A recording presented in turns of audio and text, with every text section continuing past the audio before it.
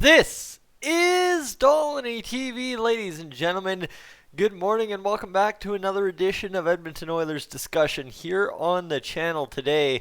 And I figured I better address this one in a conversation here today following up that Dominic Cahoon video is, of course, no matter how you look at it when you're the Edmonton Oilers, the next player signed is going to require a player traded out prior to that signing, whether it be Ethan Bear, whether it be someone at 700K or a Dominic Cahoon around $1 million mark. No matter who or what you try to do with the Oilers roster next, a trade must be number one. So yeah, okay, that's pretty simple. We've boiled it down to Khaira and Alex Chiasson. But there was a question last night in the comments on the Dominic Cahoon video about, well, why not Zack Kassian, right? The guy is making $3.2 million. Hypothetically speaking, if you've got first line wing tied up with Jesse Puljujärvi now for Connor McDavid, why would you spend $3.2 million for your third or fourth line right winger in Zack Kassian, right? Kassian now starting after the extension was signed, a 3.2 by 4-year deal that will take him into 2024's offseason as a free agent. Now, okay, hold on here. The thing about this contract, before anyone gets too uppity, is it was maybe just a bit much prior to COVID. Now it's a little bit way too much, right? In the terms of scale of things. But if Zack Kassian is going to be the top line right winger, it's by no means an overspend, right? Your top six forward is going to cost you between 2.75 to usually upwards of 8-9 million. So to get Zack Kassian at 3.2 for the points he produced last season, not that bad, right? Again, pre-COVID instead of during COVID, but 34 points in 59 games played last season for Zack Kassian. That's what you need to know there. It's not a full season, so 34 divided by 59 times the 71 games the Oilers played, divided by 59 times 71, that would have been on pace for 41 points this year. Well, you know what? If we got 41 points out of Zack Kassian, I don't think anybody would have been complaining, especially after the Tkachuk stuff and everything. The only really questionable thing he did all season long is, of course, the skate kick against Tampa Bay. But again, depending how you view that situation in terms of what the Tampa Bay guy was doing, it slightly lessens it. I'm not saying it gets rid of it. It slightly lessens it. So that in itself is a little bit of an argument you can have with yourself this fine Sunday morning. So the question is, well, why wouldn't you look at trading Zack Kassian? And my simple answer is the exact same with Khaira and, of course, Alex Chiasson, as we're now starting to see RFAs going into arbitration and stuff, is the fact that the biggest cap space available is $18.73 million in Detroit, and they've got 43 of 50 roster or 50 contracts signed. Ottawa's got 17 million for 38 contracts. New Jersey's got 17 million in cap space for 39, and then all of a sudden it drops to 13.5 for Los Angeles, who has 46. Realistically, the best and only real landing spot that you'd be able to find for a guy like Zack Kassian would potentially be Columbus, who has $12.9 million in cap space and only 36 contracts on the book. And I mean, yeah, sure, they've got Pierre-Luc Dubois to go, but do you think Dubois is going to get $10 million this year? I don't think so.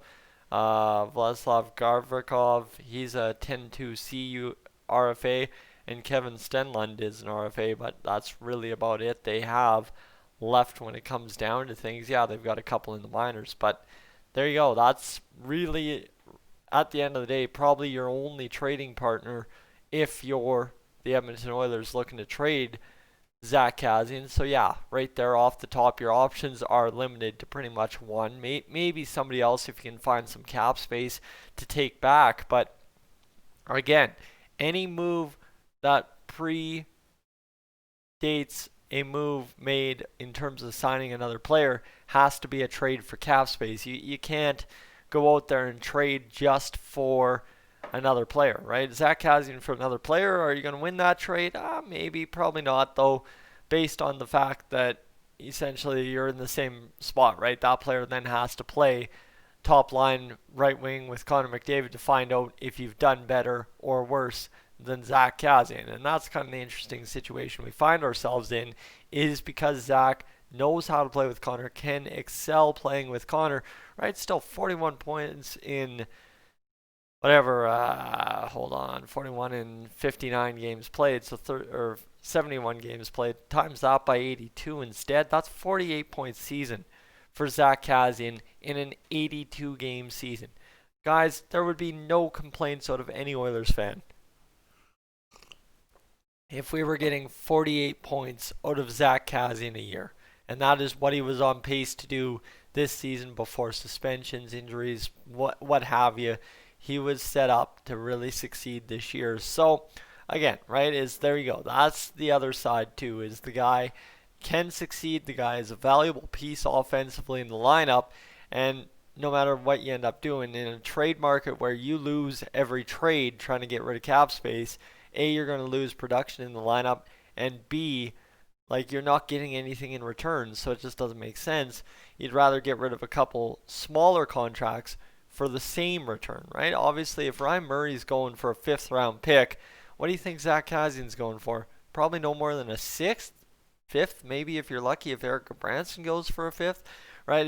Yeah, sure, there's a little bit of a mess to it, but you look at it, right, it just doesn't make sense to go out there and trade a guy that has a potential over the duration of last season to be a 48-point player in your NHL lineup and really go out there and make a difference for your hockey club. So, yeah, you're going to lose the trade.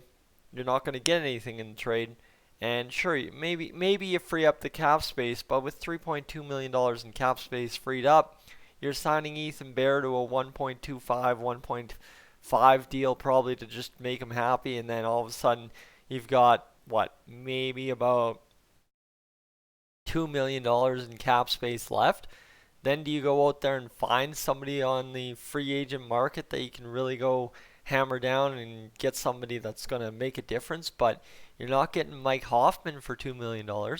You're probably not getting anyone of any real value for $2 million. Right, Alex Galchenyuk, like 24 points in 59 games, right? Like, just look at the points totals for free agents this year and tell me what's available. It's a whole bunch of RFAs.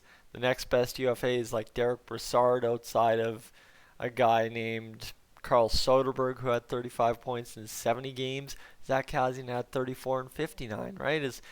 There's not much that you can do to go out there and improve. Dominic Cahoon, obviously, yeah, that's the target we'd be looking for, and that's the reason we're talking. But why go free up that much cap space? Yeah, okay, maybe you could go sign 2 more guys, but again, guys, the problem is we don't have enough roster spots for all the guys in the organization as it is. We don't need to be just flooding the team with more guys that are going to hopefully fill holes, and that's the thing.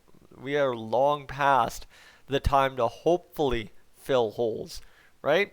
Last year, year prior to that was a year or 2 or 3 of filling holes. Now, we've got to fill a hole filled. Zack Kassian brings the edge, brings everything you want in a throwback hockey player, and of course brings enough scoring touch to be an effective player on the Connor McDavid line. And imagine if you find a left winger that really allows Connor McDavid to open up the middle or boards or whatever Connor McDavid can be most successful with at this point of his career. Is Zack Kassian just has to park himself in front and bang home garbage. If Alex Chiasson can do it, Zack Kassian's done it to an extent. You know what? Right there, you've got an effective line. Whether that be Nygaard, Ennis, Neal, whoever it takes, there's a way to get this done and allow Connor McDavid to have legit wingers who can really do the job. And don't forget, 3 seasons ago, everybody would have called James Neal an elite winger. Now all of a sudden he plays one bad year in Calgary, has an injury-prone year in Edmonton, but scores 19 goals, and now somehow he's trash, right? Not quite. So there's a lot to consider, but guys, that's pretty much why a Zack Kassian trade won't happen and won't work for the Edmonton Oilers. So ladies and gentlemen, if you're new to the channel, right now there's going to be 4 videos that pop up. I encourage you to go check out another discussion from the past few days. I'm Tyson, this is Dolynny TV. I will catch you in the next one.